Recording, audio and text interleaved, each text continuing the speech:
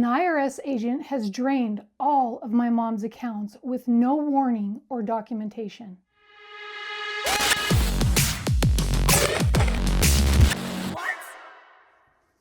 Hi, I'm Rachel, and welcome to Snacks and Scandals, where snacks meet Reddit story scandals.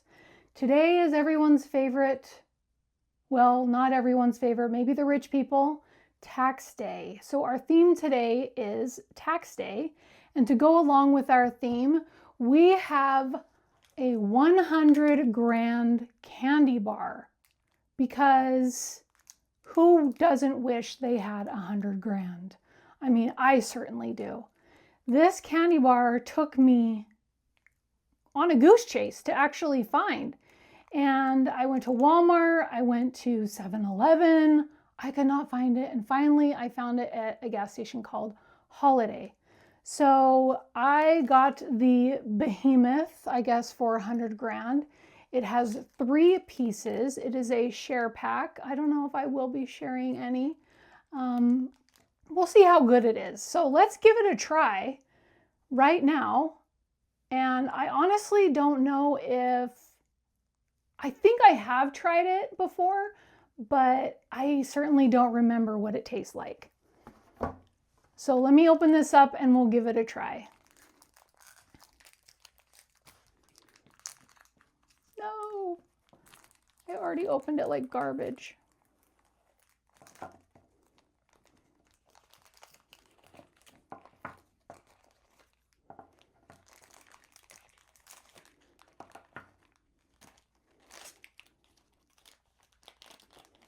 I have a thing about opening up packaging. I like to try to open it up nicely, whatever packaging it might be. And this one didn't work out too well, but here we have our 3 pieces of 100 grand. And let me just read the packaging to see what is in here. We've got rich caramel, milk chocolate, and crispy crunchies. So I wonder if that's kind of like a crunch bar. At least that's what it sounds like. So let me give her a bite.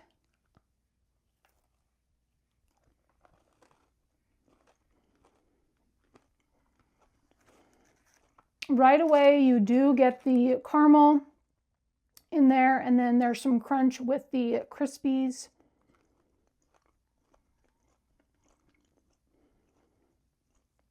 It's almost like a Rolo, but in candy bar form and with crispy crunchies.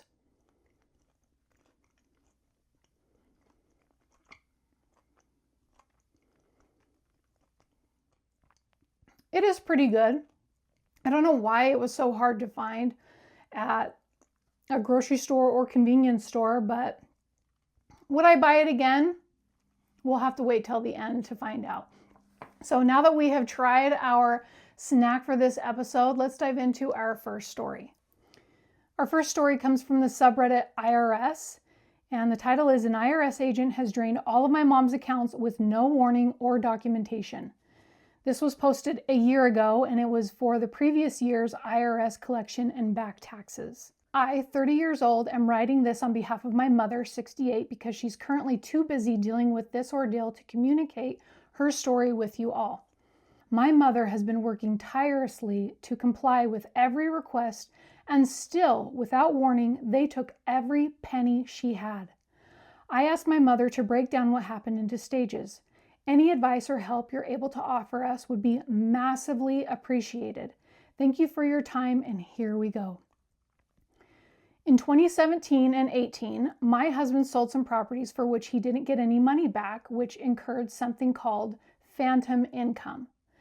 In February 2019, we got a letter from the IRS saying that my husband owed $600,000 for taxes on the phantom income. By then, my husband's dementia was getting clearer and was diagnosed. I believed he was struggling for several years before the diagnosis. It's common for folks with dementia to have financial difficulties in the beginning of their disease. We worked with an accountant at my husband's old accounting company to negotiate with the IRS.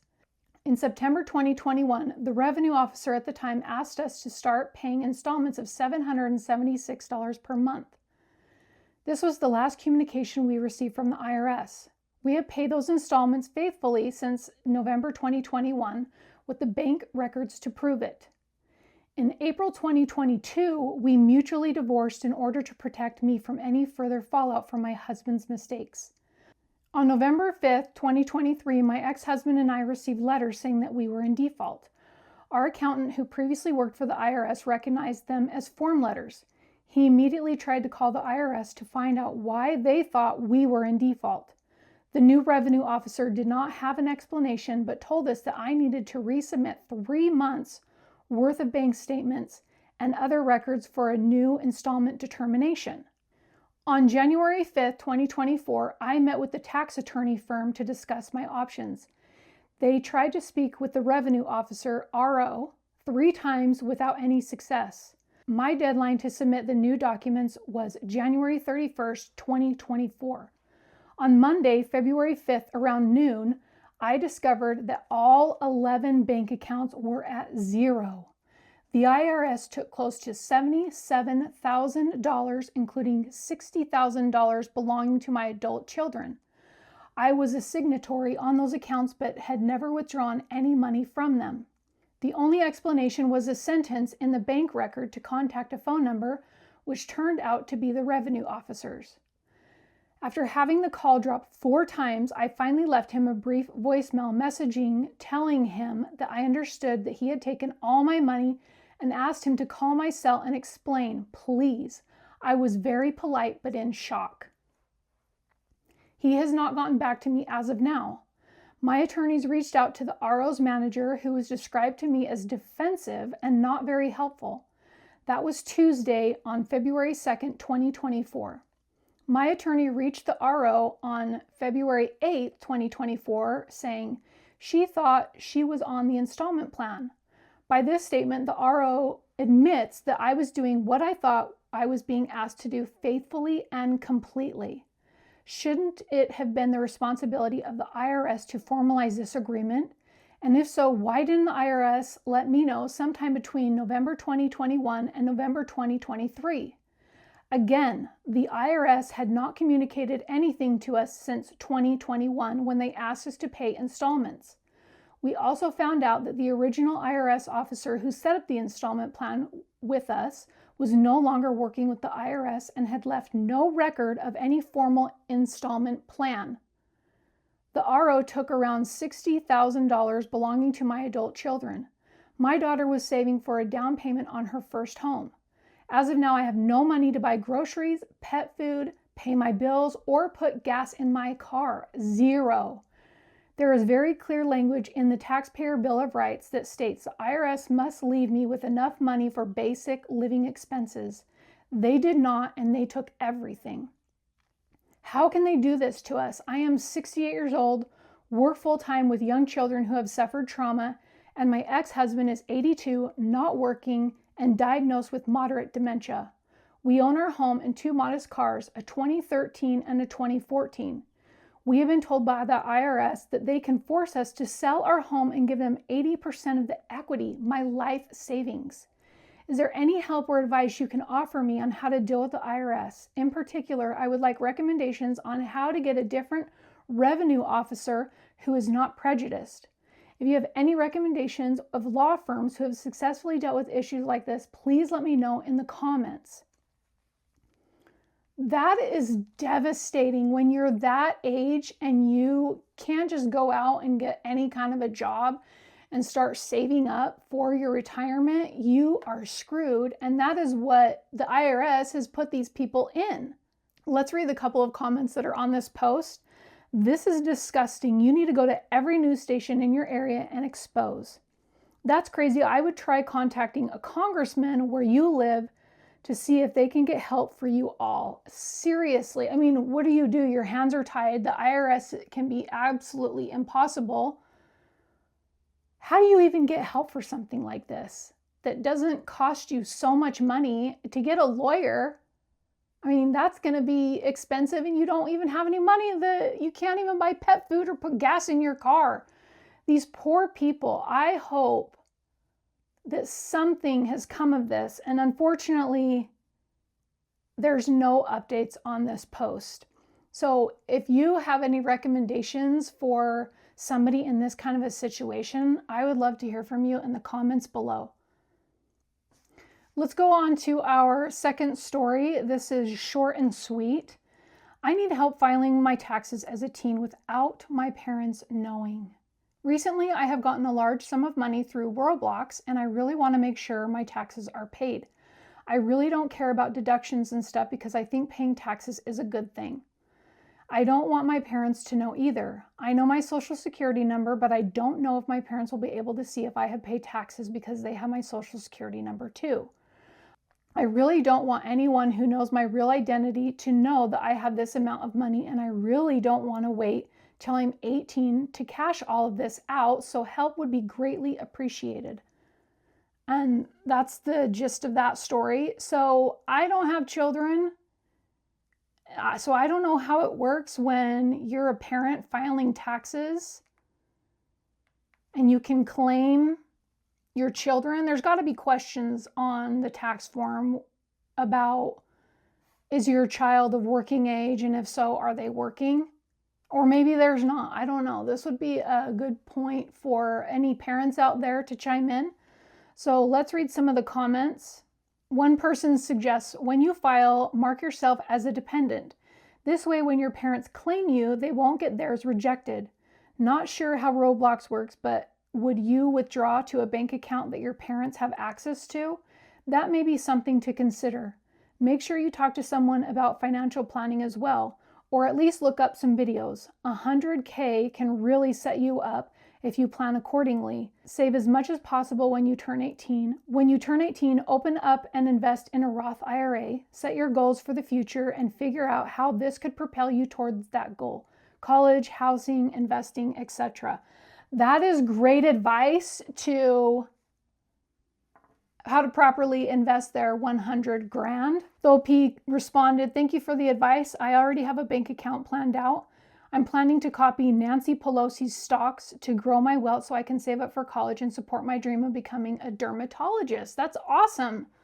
This young person who made all this money in Roblox, a game, I didn't even know you could do that, but I don't know a lot of things, is quite impressive that they don't want to just stop right there, that they know to establish themselves in something else, because you never know what could happen in the future. One commenter responded, you're allowed and required to file your own taxes. You can go to the H&R Block or do your taxes on your own. You don't have to forego legitimate deductions just because you want to keep your taxes secret. The IRS is required to keep your tax return private. Just make sure that when you file, you mark that somebody can claim you as a dependent. Now, if your parents are one to open your mail, you should get a private mailbox at a place like the UPS store.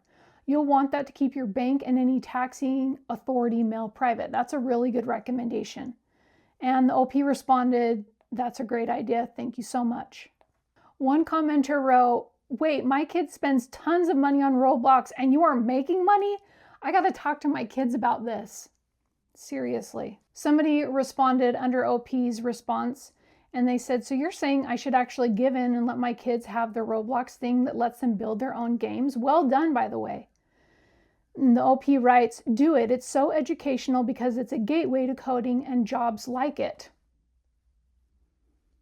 Very cool. My niece loves to play Roblox, and I wonder if she'd be interested in creating her own games. Another person asks OP, can I do this Roblox thing as a side gig as an adult? 100K is nuts. I think you can, but it was really hard to get into, and I got really lucky. It took a few years to get a dev team together and build the game. But there's people who made millions of USD from Roblox just because they had original ideas like please donate. Some 14-year-old owns it and is the richest person on Roblox. Wow. So it's not easy, just like, so many things in life aren't easy. Some people fall into things, but most of us don't just fall into great luck. Our last comment reads, keep in mind if you are not 18 years old, your bank account could very well be a joint account where your parents have equal access to it. Your bank can tell you if this is true or not. If your parents do have access to the account, not only can they see the money, but they can also legally withdraw all of it.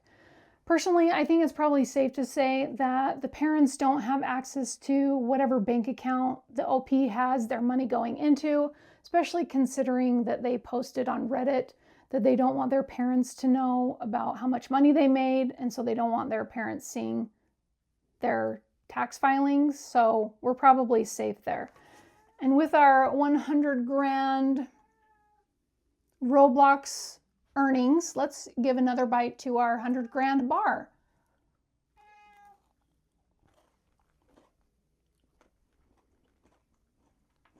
It's gooey, crispy, chocolatey. Who wouldn't like those things all in combination with each other?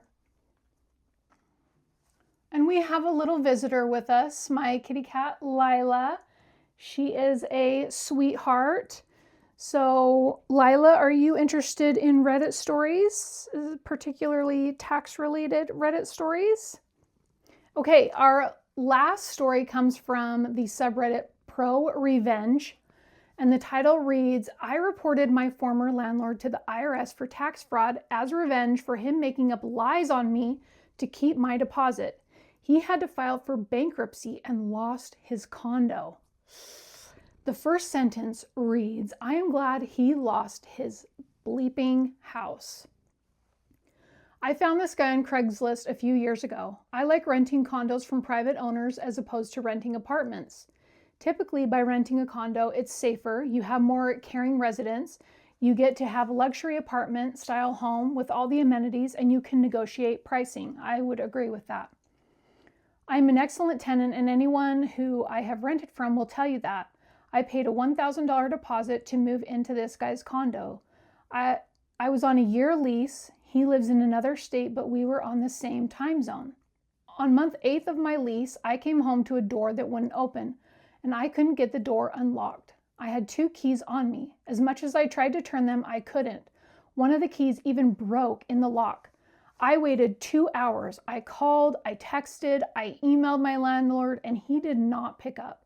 I thought maybe he had someone to change the locks for some reason. I honestly didn't know what to think and had no one to help me. The lady who lived across from me saw me in distress as she was going into her apartment. I had never seen her, but she asked me if I was okay, and I explained to her that I couldn't get into the apartment. She told me that she's known of an on-call locksmith. She gave me his number. I tell her thanks and reach out to my landlord a few more times with no response. I had no choice but to call the locksmith, plus I had to pee. The locksmith arrives and could not get the door unlocked with my key. He says he can replace the lock for $100. I told him I was renting a condo and couldn't get in touch with the owner and didn't know when the next time I could get in touch with him. After he took the lock off, he told me it was faulty, so he replaced the lock. I told the landlord this via email and text and voicemail and told him that I could send him copies of the keys if he wanted. Okay, so fast forward to the end of my lease. I demand that he does a walkthrough with me. He said he wouldn't. I told him that if he didn't do a walkthrough, I would be notifying the condo office, as he did not have permission to sublease by the association. He then had a friend to serve as his proxy to come meet me and walk through the unit. The place was spotless. I know how to clean. I took multiple photos and videos and showed his proxy, who is a police officer, the unit. Actually, they are both police officers who used to work together. We both literally tested all the appliances, faucets, checked the blinds, carpets, hardwood, everything. His proxy gave me the okay and said that everything looked great. I gave his proxy the keys and later that night left for my new city. So fast forward a month later, I haven't heard from him about my deposit. He ignored all of my emails and phone calls. He finally gets back with me 2 months after I moved out and is all this ridiculous made-up crap about how I damaged his unit. Broken blinds, scratches on the hardwood floor. He made it seem like I damaged his door by getting the lock replaced. He said there were scratches on the outside of his door. Rust here and there, broken dishwasher, broken sink, oven was broke, broken dryer. They were all lies. I would never lease a unit in that condition. He sent me an itemized list of all the charges that magically came out to be $1,000, the same as my deposit. He was always planning to keep my money. He wanted that money to either ball on it or upgrade his condo. I hated him. I decided I wasn't going to go to court because I had moved to a different state and live alone, but I thought of something. He rented to me under the table and likely didn't claim my rent payments as earned income. I had all my wire transfers and my bank statement. I had his routing and account number and a copy of his driver's license as we agreed to swap IDs when I signed the lease to make sure I wasn't getting scammed. I found his out-of-state address online, gathered all my bank statements, gathered his bank account numbers, and made a report with the IRS. About a few years later, I checked up on things, and that bastard lost his condo and lost everything he owned in bankruptcy. I paid for and downloaded his court records and saw proof that he lost everything, including his condos, his cars, and had his bank accounts seized. I am not sure if he has went to jail or anything, but I am so glad that bastard got his karma. He stole money from me that I gave him to rent a condo, and he ends up losing the same condo to bankruptcy. F him and anyone who calls him a friend. He can rot for all I care. So this person is nobody to mess with, okay? What is this user's name? Extremely tired of HR. I would not mess with this person, okay? Absolutely not. There are just some people who really are, we'll call it, very good at advocating for themselves. Was it, in this case, was this the right thing to do? I don't know. I'm sure there are laws in the state that he lived in against landlords doing this. In my state, landlords have 30 days to return the deposit and any reasoning as to why the deposit might not be a full refund. And so this landlord returning the deposit 2 months later might have been illegal. I would imagine most states have a 30-day grace period for that. So that would have been something that he could have used in his favor by going to the board of maybe even the association. And why not just tell the association and leave it there? I don't know. Who am I to say? Let's read some comments. I wouldn't be surprised if your tip-off uncovered something much larger and more systematic. It tends to work out that way. Yeah, maybe he had a lot of stuff going on, and that's why he completely had to file bankruptcy and lost all of his things. One commenter writes, were you tempted to send him a message? Was the $1,000 worth it? The OP responded saying, yes, I was definitely tempted, but decided not to as I wanted nothing more to do with him. Yeah, and by that time, he messed with his own livelihood and somebody reported him, but when you're to that point, you probably just want to leave the person alone and not antagonize them anymore. And somebody calls the landlord a slumlord and says that this warms their heart. Another commenter writes, there was likely much more going on and he probably was in the middle of it before you even reported him. Stuff like that doesn't move very fast and your rental income would not be enough to trigger bankruptcy. If it was only the rental, he could have amended his tax return to add the income with expenses and likely would not even owe very much in taxes. Your tip might have just been one more stick for the fire. Oh, and this person says they work in tax dealings with audits. Yeah, that's a good point. They could have just amended the return and added that rental to their return. Another commenter writes, I'm not sure if he went to jail or anything. He didn't, at least not because of the taxes owed. I'm a tax preparer. The IRS is keenly aware that people who are in jail cannot make money to be garnished. Isn't that the truth? This story is either fake or pieced together with parts that are from different stories. IRS and seizing cars and houses for a few thousand in undeclared rent income that might only be a few hundred in owed taxes after depreciation makes no sense. That's true. So like other commenters before pointed out, there's probably a lot more going on to this person. Let's read one final comment. I'm not sure how much of this I believe. It sounds a little over the top. People leave their rent houses in crap condition all the time, but claim they cleaned it well. I've never heard someone admit they left a house a wreck. Too easy to say something negative about landlords and get 1 million upvotes. And that wraps up our final story for our themed tax day in honor of today. And with that, let's cover what my thoughts are on a 100 grand bar. First of all, it is very chewy. They did not skimp on the caramel or caramel. However you say is fine. It's up to you. The chocolate is just the right amount. I think that the Crispies, honestly, there could be a little bit more in there. Overall, the bar is kind of plain. There could be more happening in here, like maybe some nuts, but maybe this is friendly to people who have nut allergies. The final question is, would I buy this again? If there were no more Snickers bars left, I might consider it.